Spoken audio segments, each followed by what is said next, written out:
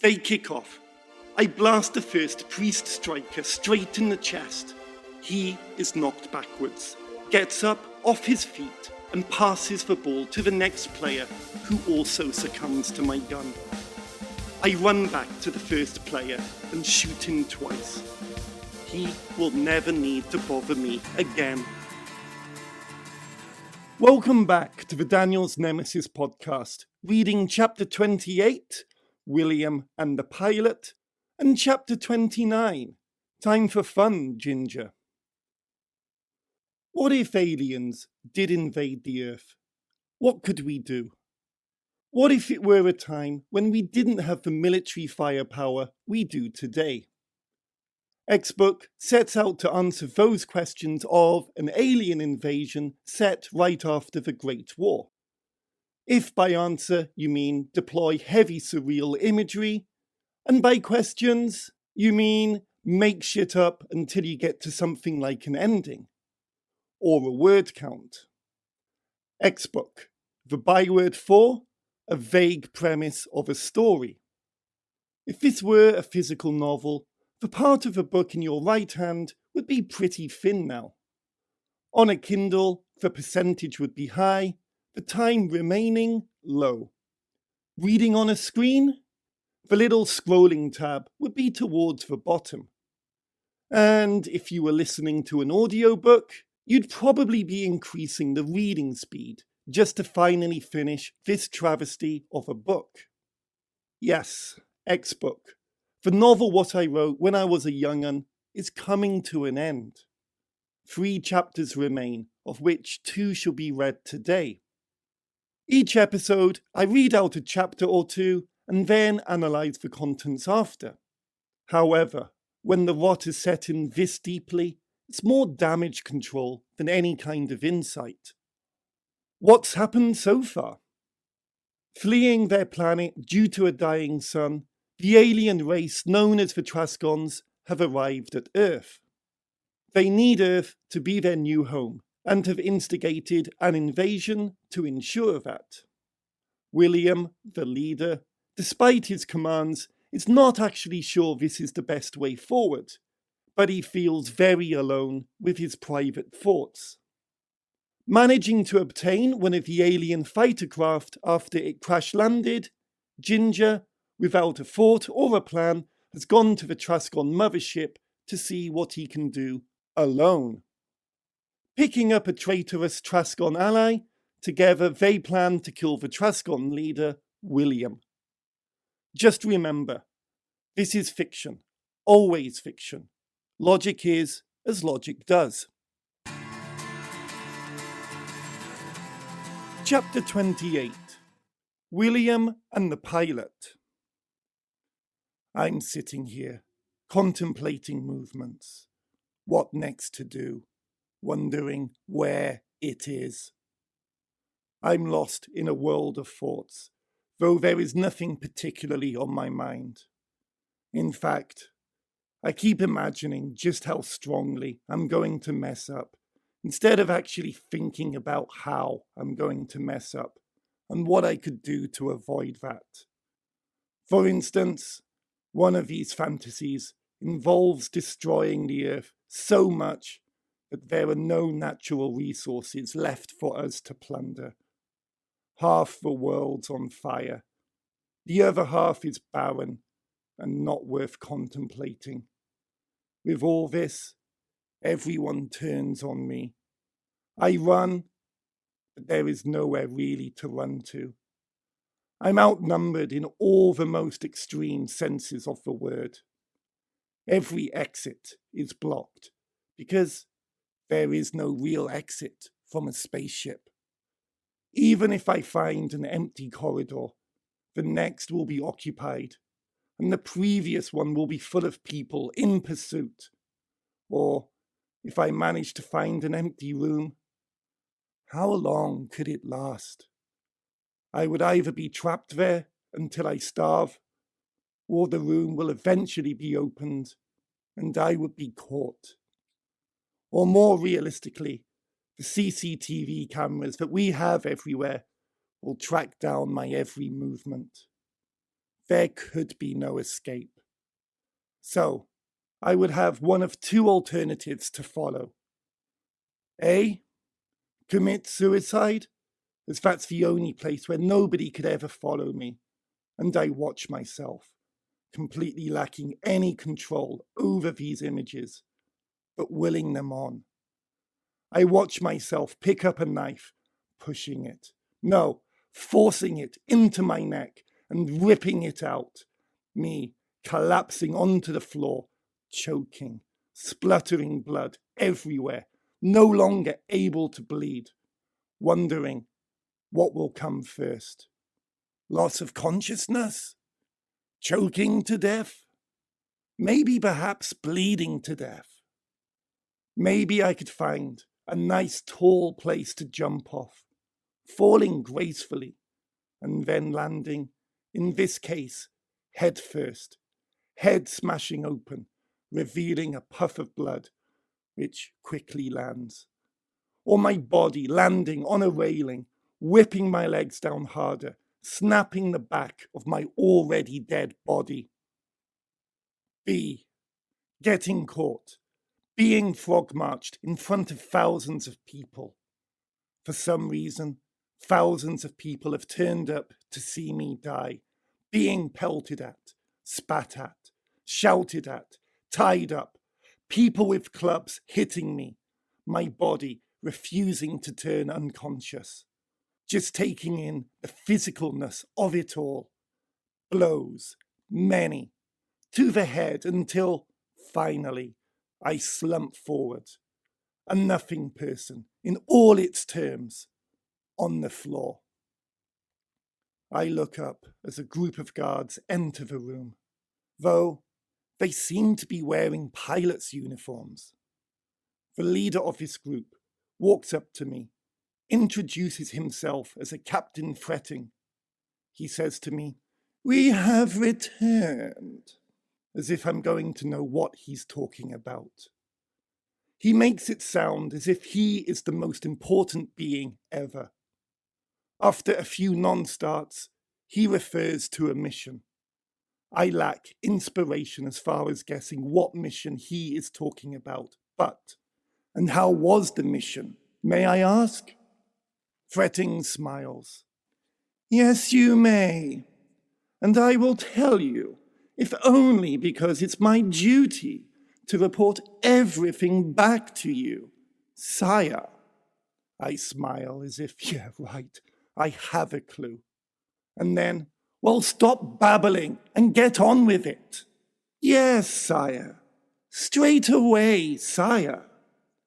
Where do you want me to begin, sire? I almost don't know what to say other than, from the beginning, where most things normally start. Yes, of course. Well, sire, I got into my box, and this is something I detest about pilots, which they seem to be. But surely they are all orbiting Earth? Most of the time they talk complete and utter gibberish. The rest of the time they talk about how amazing they are. A thought suddenly struck, but I don't want to face it yet, so. Ox? Yes, sire. It's what we affectionately call our smooths. Sire. I groan inwardly, which leads to, yes, silly me. Yes, sire. Silly you. Fretting looks proud of how cheeky he has just been. It would be something to talk about at the mess, no doubt. You'll never guess what, chums. I darn well told the old bean upstairs just how jolly darn silly he was. Ha ha ha ha, rather.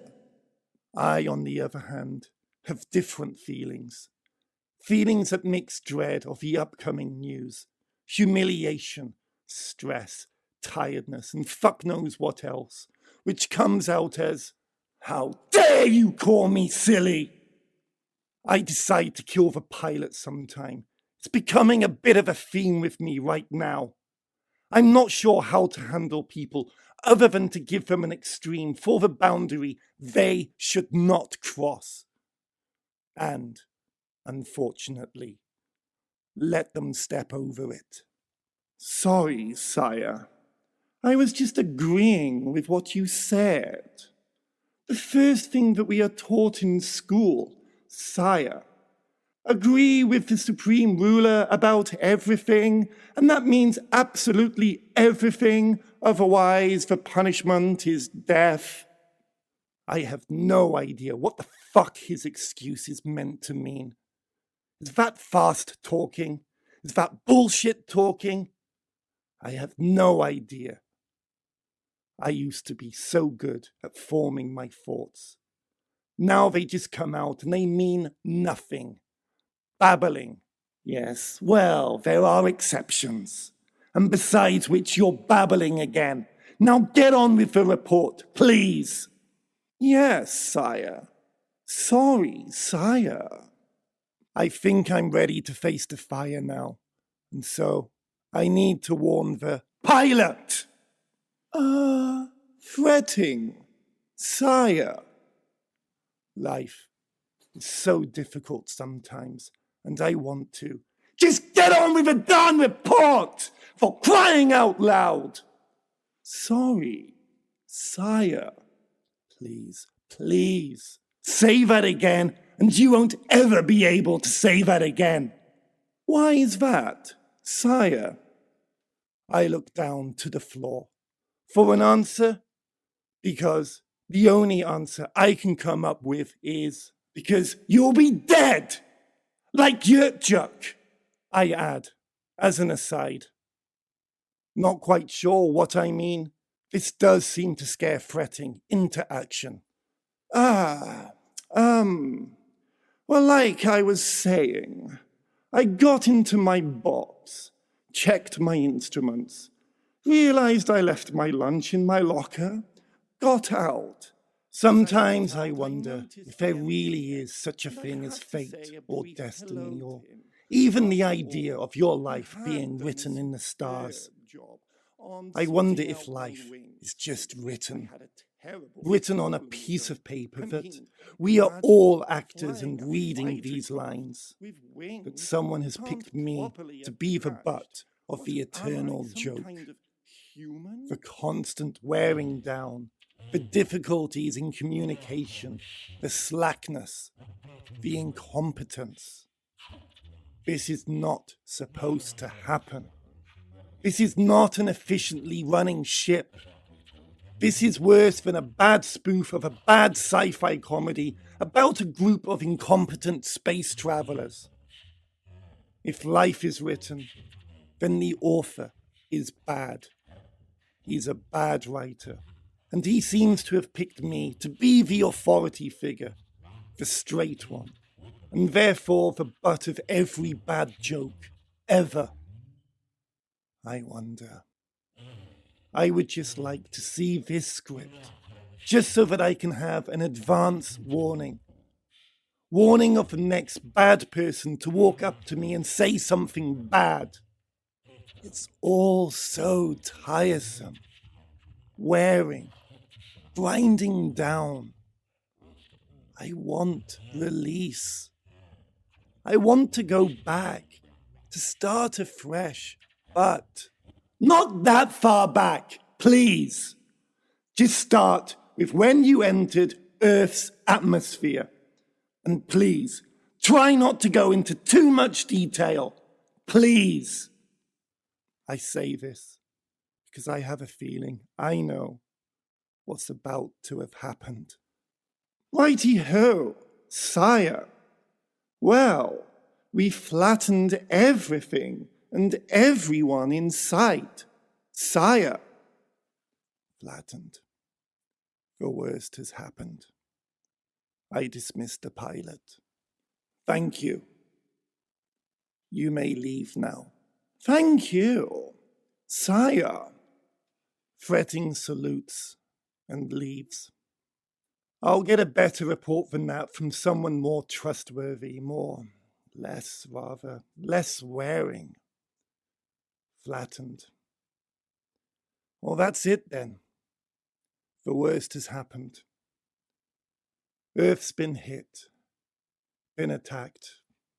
No doubt in the grand scheme of action that was the original plan, the one I postponed. But somebody disobeyed me. I have a traitor somewhere, here, on the bridge. Someone either chose to ignore my orders to get them to halt, or someone went behind my back and told them they could advance. I look around me. Suddenly I feel the room grow, myself shrink, and everyone is everyone. But I am only me, a small, helpless, isolated me. I no longer choose to trust anyone. But to whom can I turn for help? Who can I turn to confide in? Are they all traitorous? Is it just one person? But one thing I do know is this. There is no chance, not one, of a friendly meeting with any of Earth's residents. Never can we live side by side in harmony. Never will we be trusted. We will be hated. Our technologies ignored and probably bettered. We will become the smaller race. We will be the ones destroyed when they get a chance to. There was once a hope that we could live peacefully side by side. Everybody wanted that to be followed. Everybody always said that was what they wanted. At any stage through our journey here, it was always, we want harmony. But somewhere it went wrong. I will always be to blame. Is that fair? I don't know. In reference to the pilots, I say to anyone in earshot, how come we only seem to have incompetence on this craft? I don't know. Oh, excellently brilliant one that is superb at whatever his marvelousness comes across in his amazing lifetime. Give me strength. Chapter 29. Time for fun, Ginger. It is massive. I can see at least 5 football pitches in here, and there is room for so much more, many more. I look around me. Along the stands are just hundreds upon thousands of guns, and they all seem to be pointed inwards, towards the centre of the pitches. Obviously, they are not big fans of football, or that is the way the game is going, perhaps. The guns, the ones that I can see at least, are all sorts of sizes. Some range from dinky little things to huge rifle-type guns, but with extensions. It reminds me that I should maybe get warming up for today's Sunday League match against Amersham Priory FC. They can be tough little shits for a bunch of monks. Yet I wonder, just how much should I prepare for this match? They are top of the league. They are the best, and they outnumber us, as we have a couple of players off sick due to flu. Do we really stand a chance of winning, anyway? Is it worth preparing myself in any way? It would at least save on extra injuries, I guess. I can see in the background that there are a couple of vehicles, but they look big and chunky, metallic, and like they have a lot of guns on them. Very big guns. The only guns I have ever seen that size before are anti-aircraft cannons. They scare me a lot, but only because I'm here first, and I'm vaguely aware of the amount of destruction I could cause. I look at Yurtjuk. I look at him and see someone who said that their intentions were originally peaceful. I know not what to think. I walk around and I try to touch and pick things up. I seem not to be allowed to pick up half of these weapons. But I need them for when we play the friars. I shout at Yurtjuk, but he does not understand. I prod here, I touch there, but I can't be allowed to. I have never seen anything like these before. I guess Amersham Priory FC have really been practicing. I hope our team has the willpower to last. I have to turn to Yurtjuk to consult him. They were going to attack us with all these, I say to him, talking about the priests. Yes, that's right. We don't stand a jolly chance against them. That was the idea. It's a fair enough point. But all this firepower, laser power. We progressed beyond your primitive methods of warfare many a year ago. What's a laser? I ask, presuming it's some kind of, I don't know, religious light or spray of holy water or something. If holy water can kill vampires, I don't know. I guess God could have created some kind of human version. Or maybe a laser is some kind of fitness thing. I don't know.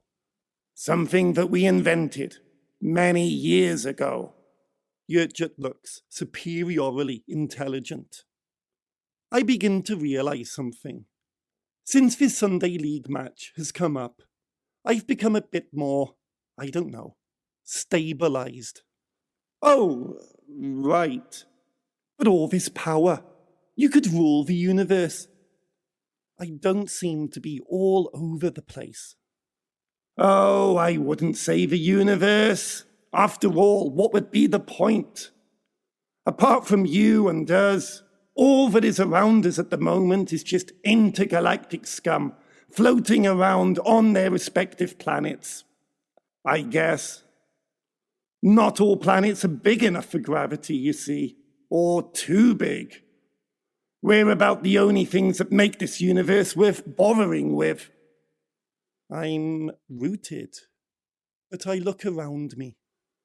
Wow, that's amazingly spiffing. This is not normal.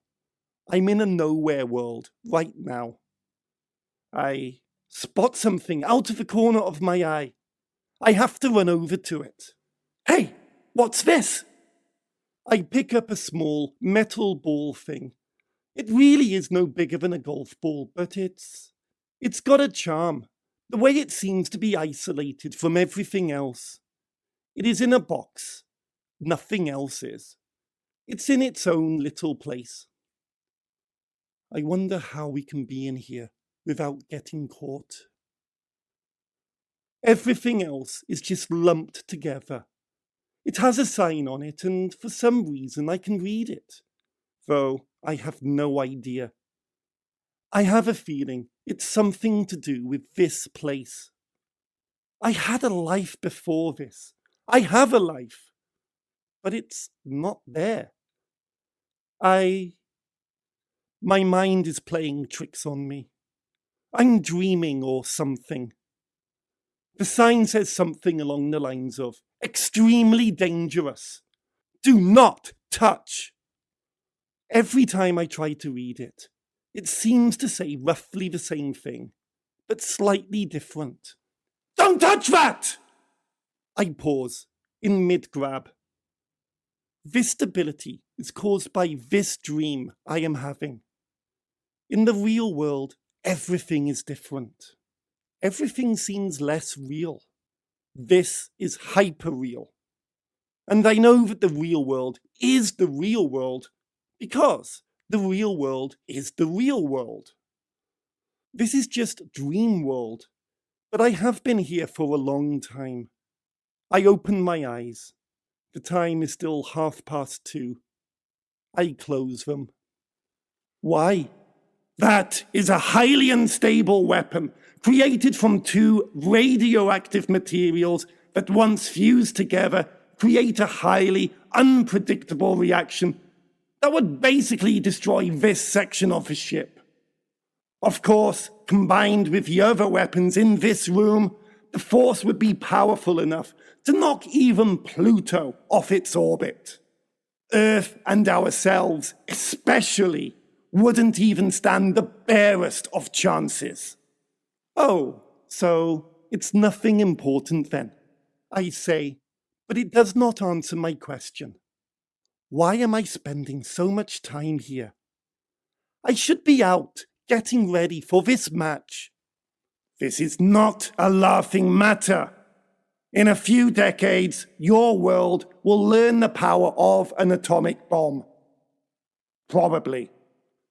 My life has revolved a lot around this game lately. I spent a lot of time talking tactics in the pub. The pub. That is real. The local. So, considering the amount of time I've been worrying about this game, what's a Pluto, anyway? I'm just having an anxiety dream. This is my way of resolving my concerns about losing. Oh, yeah. Your primitive race only knows it at the moment as Planet X. By blasting aliens. Funny. I thought it was just a good name for a lovably cheeky dog. I catch sight of something else, but I decide to be wary. Obviously, I'm being told not to rush into things, to take things with a little caution, a little consideration. Well, what's this then? I can touch it, can't I? That? Oh, yes. That is only primitive. I pick it up. Nice. Weighty. Good. Old. Strong. What is it? But what is real? A semi-automatic shotgun. We stole the technology from your race and then improved upon the design. We wanted a weapon that would look similar to one of yours, but would be much more efficient if we were to disguise ourselves as humans. We needed a human weapon because if we were to kill you with our own, you humans would start to get a bit suspicious. So I should have faith in our own tactics then. To have faith in my own team, because this alien seems to have belief in our weapons. So, what's the plan then? See? Reason. All of a sudden, what was a nightmare does not seem so bad. Yurtjuk pauses for a second to think. I say that we grab a few weapons, track down William, surprise him, and blast the hell out of him. But what is real? Great, sounds spiffing to me. What should we get then? Well, that's the beauty of this place. There's so much choice. I grab another gun that looks similar in shape to a rifle. But is this real? No. Well, in that case, can I have this? Please, please, please, please, please, please, please, please, please, please, please. I can't see why not. And I shall have one of these. Yurtjuk picks up a pistol-shaped gun. What gun's that, then? Oh, it's just a standard-issue weapon. Very reliable, however. In fact, this is my very own gun. See? It's got my name scratched into it. But it's not real. I read it. Yurtjuk. Hey, you write in English.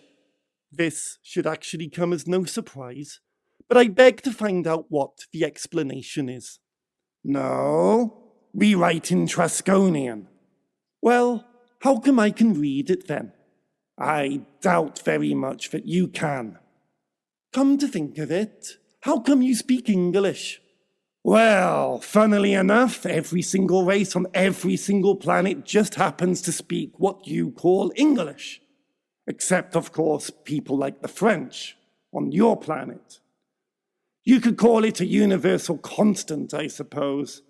Even we spoke English.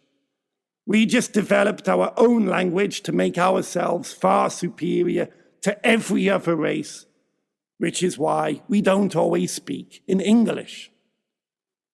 There is a long pause before I pick up the guts to speak to him again. Really? You really are quite dumb, aren't you? We talk in English in order to be able to integrate ourselves into Earth's society. I told you that earlier. Hey, I'm not the one stupid enough to get a death sentence placed on himself. No? Oh. Well, anyway, we haven't got that much time. Come on, let's go. I've picked up about 7 guns, and things are starting to get exciting now. It's time to find the priests. A voice over the tannoy system at the stadium says, I wouldn't go that way if I was you. This stops me from running down the tunnel briefly. What do you bally mean? Well, that way leads to the main doors. They are heavily guarded.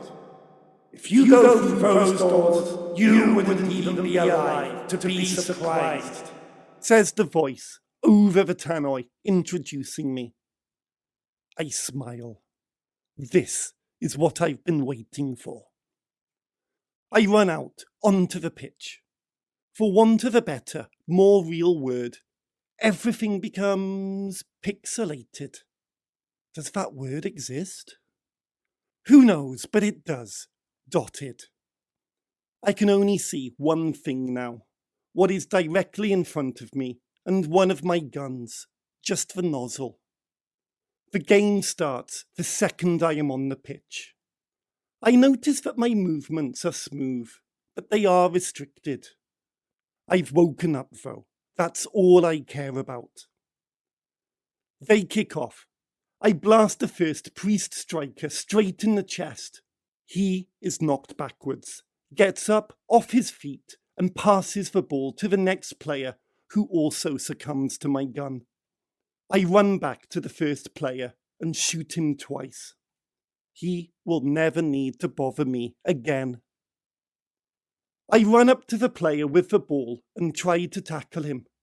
I end up being fouled. I run around looking for a medipack, my energy having been seriously knocked down. The first orange segment I see on the pitch, and I run over to it to restore my energy. I turn around, blast the fuck out of the player with the ball, take control, and start pegging it toward the goal. This is fucking hard though. One midfielder, 2 midfielders both tried to tackle me. I have to press the run button to get me to accelerate, rather than the standard lope I can only achieve otherwise. There is a defender in my way. I shoot him, as I do the one next to him. Neither of them are seriously damaged, but it allows me to get past so that only the goalie is in the way. I shoot. The priest holds his hands together in prayer, and a wall appears, deflecting the ball.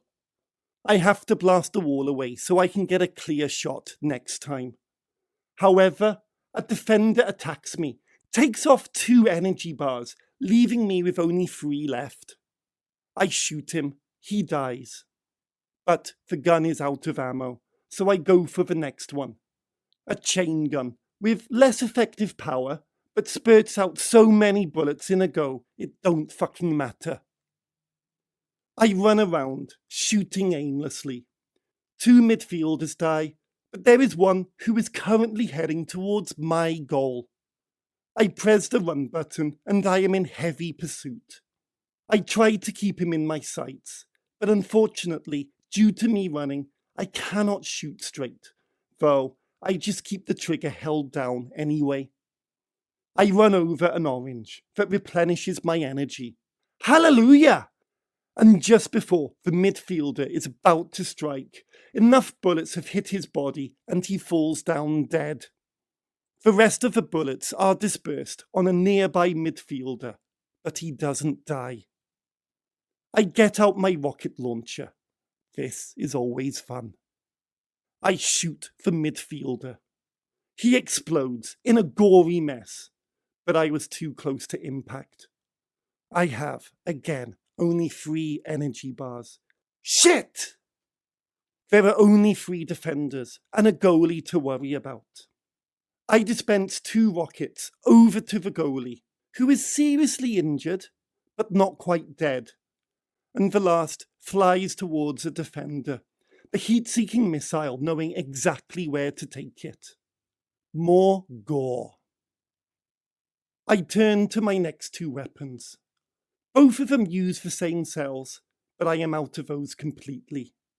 I'm left with my shotgun. I start running with the ball towards the defenders. I'm taking pot shots, being careful not to miss.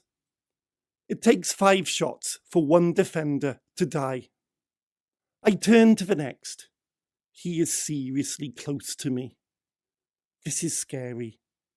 I shoot him 3 times, quite close. He tackles me. On the floor, I shoot him 2 more times. He is dead.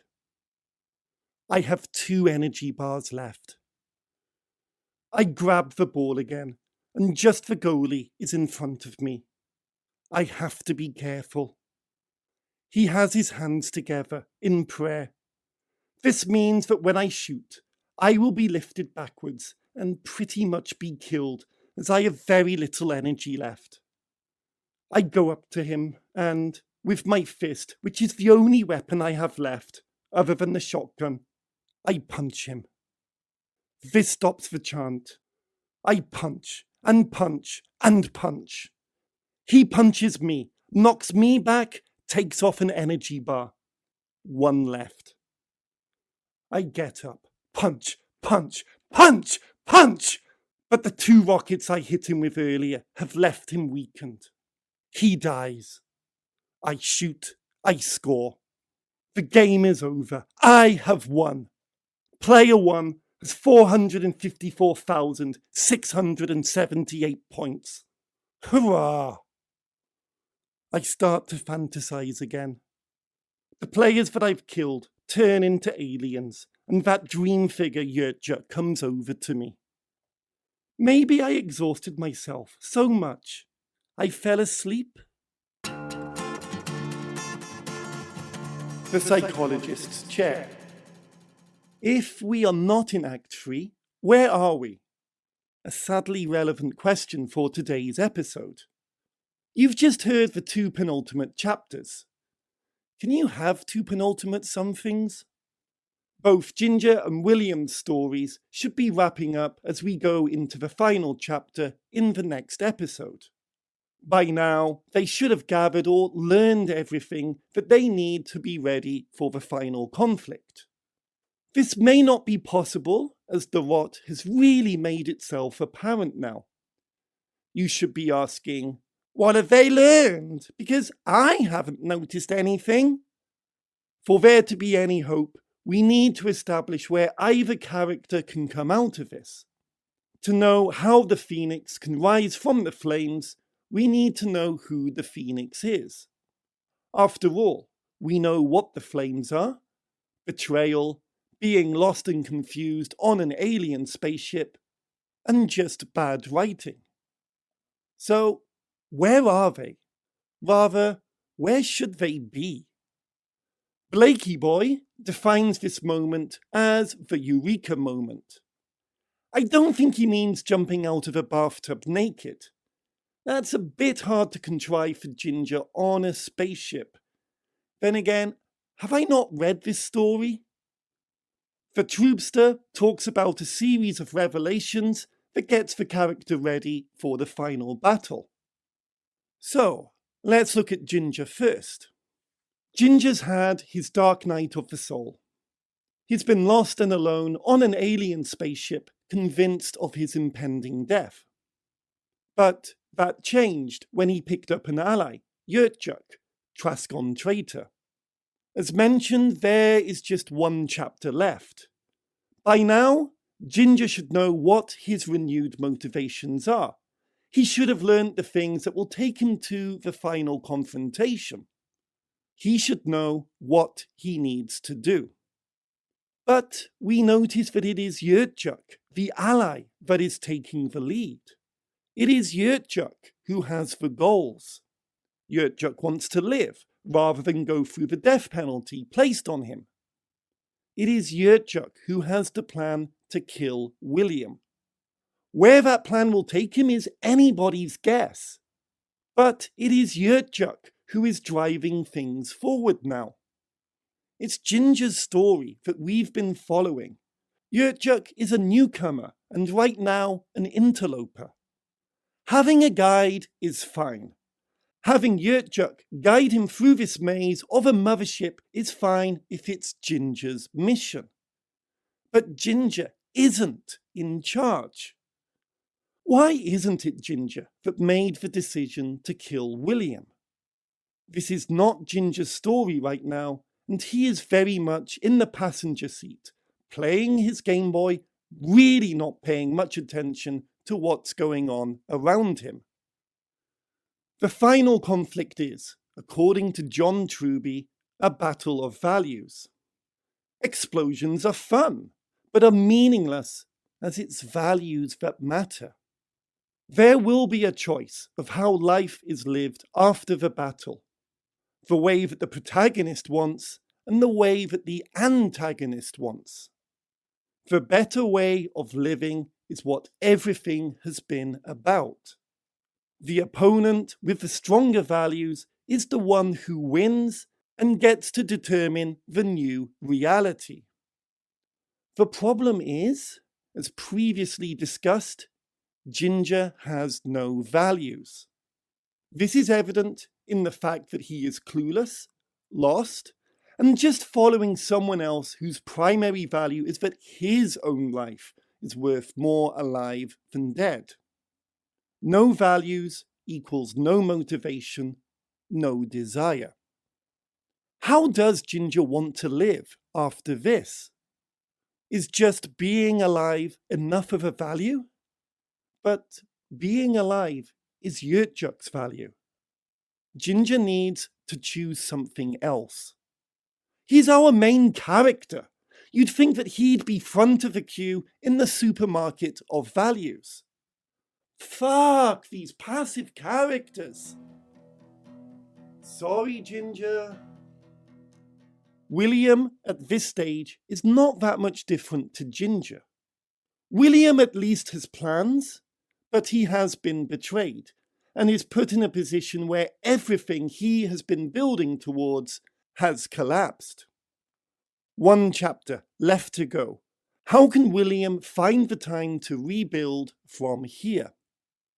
He is still stuck in the dark night of the soul. Rather than gain any revelations, just more and more bad news is being poured on top of him. William has values. He's been conflicted, but there's always been a morality that's been clear to us through his many debates with himself. Everything we have ever known about William is life after the invasion. Or is it? He's always looked backwards. His few forays into looking forward show disaster for him as well as the humans. However, as he really begins to understand his true values, he comes to the understanding that someone else's values are much stronger than his, leading to the devastation on Earth. William's values have been tested and strongly defeated, and his fight or flight response is now to flee. Both of our main characters are in the same position right now. It's all about survival now because fuck themes, right? Their worlds have been turned upside down again. Unlike with the world turning upside down events that push the characters into the second act, this time they don't know how to adapt. They have just stopped. Without any values that have substance, values that will support them in the final confrontation, what weapons of morality do they have left? Is it fair to say that their stories have ended? If every story is like a roller coaster of a journey, as in that old cliche, does this mean that the train has stalled mid-loop? Did the train ever get to the loop? Or is it just that first downward incline, never to stop hurtling down? Where and how can they grow? How can they change? The ultimate question now is, what will life for everybody be like after the coming confrontation? So, for any hope, we need to establish what it is that Ginger needs. That will hopefully get us to understand what he imagines life is going to be like after this conflict. What better way to do that than to ask him directly? Ginger, can we talk? Fuck off! Ginger, please. Fuck off! You're pissed off at me for calling you a weak character. Let's rebuild you, Ginger. Let's get you your agency back. Instead of a weak character, let's have a new, strong Ginger. But first I need to know some things. What do you want, Ginger? I want to go back to a time before all this. Before the blue walls. No, before the fighting. Before the... I don't even know. I can't do that for you. I'm sorry. You're here now, so let's just focus on that for a while. What do you think that being here can help you achieve? Being sent back will help me achieve more than being here. If I send you back now, well, you're not in a good state in the story. Your body is very injured. Is that what you really want? Then why? Why did you do that to me? I mean, there has to be jeopardy. Risk and sacrifice show how much you want something.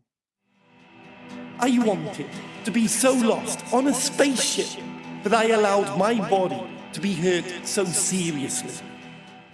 Well, what do you think you would do if you were the Ginger on the spaceship? How do I begin to answer that? I know nothing of this ship. Well, I mean, would you try to talk to William? Would you try to kill him? And then what? In either situation, I talk to him. You want me to talk, you establish some way for me to talk to Earth. I know of no technology unless the aliens did. Even then, what do I say? I can't talk for an entire world. What do I have to offer? What promises can I make? The promise that our leaders will listen to him? The leaders won't even listen to me. I'm just fodder for the cannons. I die, there's someone else to replace me on the battlefield. I die on the ship, nobody knows. The only thing I can ask is for safe passage home. I kill him, where am I left? I'd be dead immediately. Isn't there anything that you want to accomplish? Then, where do you see yourself after this? Staying on the ship, being at home. Which of these two worlds do you choose?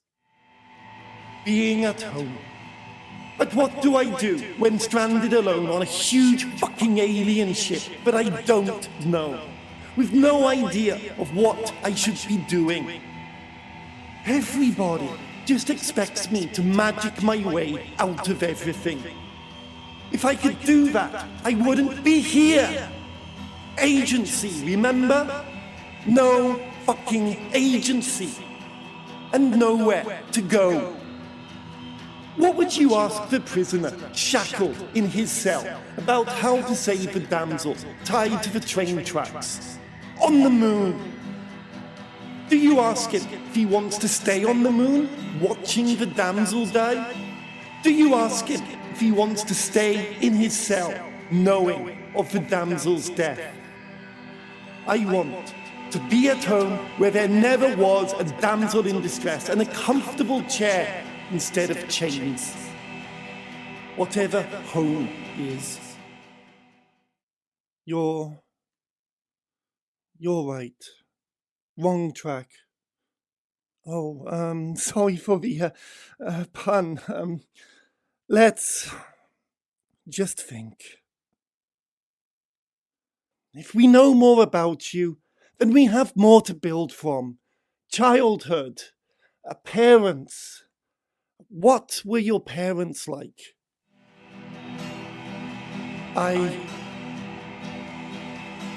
It all starts with mummy and daddy. Issues, that is. Is there anything that you can tell me about them? What did they look like? I've been using past tense. They must still be alive for you. Ginger, all I can hear is music. Is that because you can't remember, or are you just not communicating? Fine. Then how about your childhood? What were you like as a youngster? Friends? Come on! No, I shouldn't be frustrated. This isn't your fault. This is mine. I never put the work in. Let's go with something more concrete, shall we? How about your home? Your childhood home? That appeared in a couple of recent chapters. Describe it. It has white walls on the outside. To approach, you need to walk up a driveway that's at the top of a lawn. Inside, it always seems big until I actually go in. Then it's small. As you go in, there's the living room on the right, a study and bathroom on the left. Separating these rooms from the dining room and kitchen is a staircase. Upstairs are 2 bedrooms. My bedroom is adjacent to the dining room. The back garden is as wide as the house, but quite long. It's a great place for hiding. That's excellent. We're getting somewhere. You can imagine yourself back there as a start, right? So, let's move on. Let's go with something else you know well. Dee Dee. How did you first meet her? Do you love her? Why do you want to return to her? Sorry, maybe too personal. She there to stop her dying. That, oh, right. You worked that one out, did you? Was she always dead? I don't know. I don't know if you were literally carrying a corpse around or if it was a vision, a foreshadowing of the death that was to come when the Trascons destroyed large parts of the earth. Death as a symbol has many interpretations. I guess I was just keeping it vague for myself. I think that I'm the weak character, not you, Ginger. All this keeping it open to interpretation stuff. Really shot myself in the foot, didn't I? That was the rot. It was always the rot. I wanted it both ways. I wanted a surreal story and I wanted a structured story.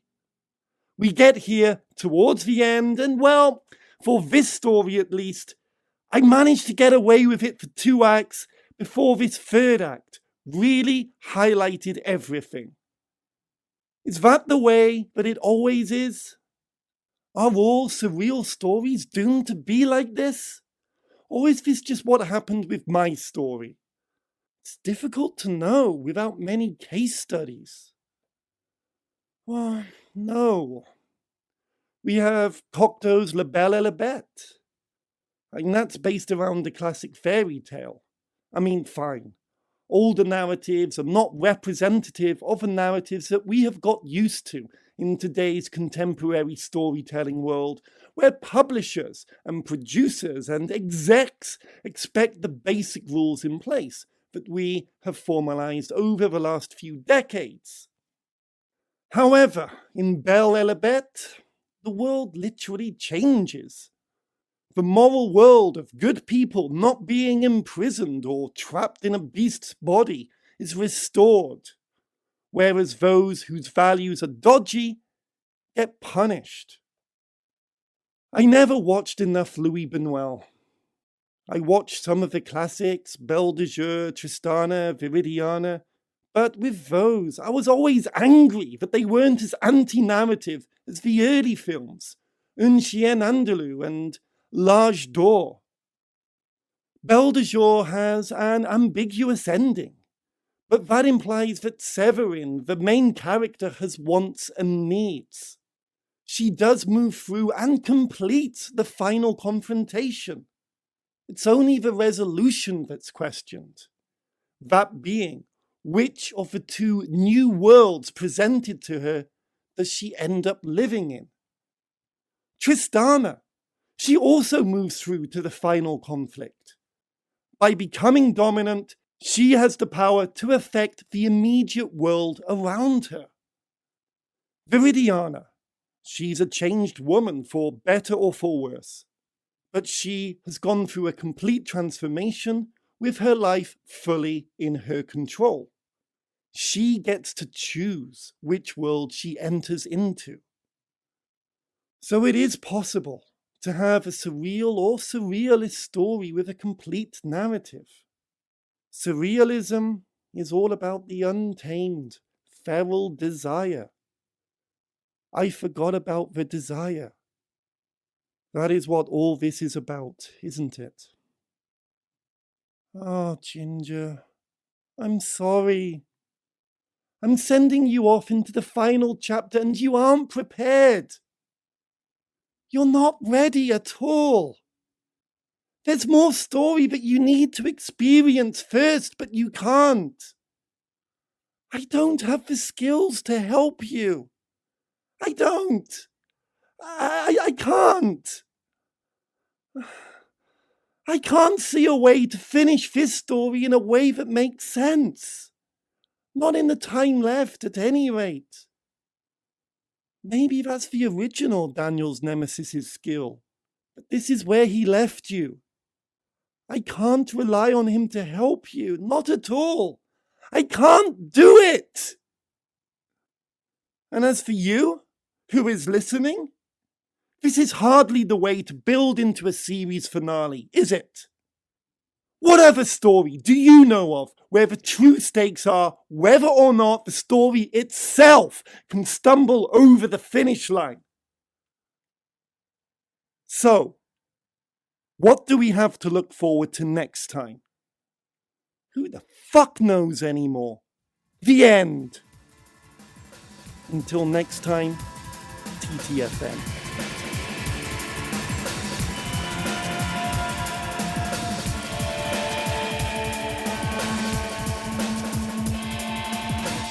And just in case you're wondering, all text was written by me, Daniel's Nemesis, and XBook is purely a work of fiction and is not meant to be based on anyone or any events at all. The music was also by me, Daniel's Nemesis, as was the image that accompanies this podcast. It sucks, doesn't it? But there we go.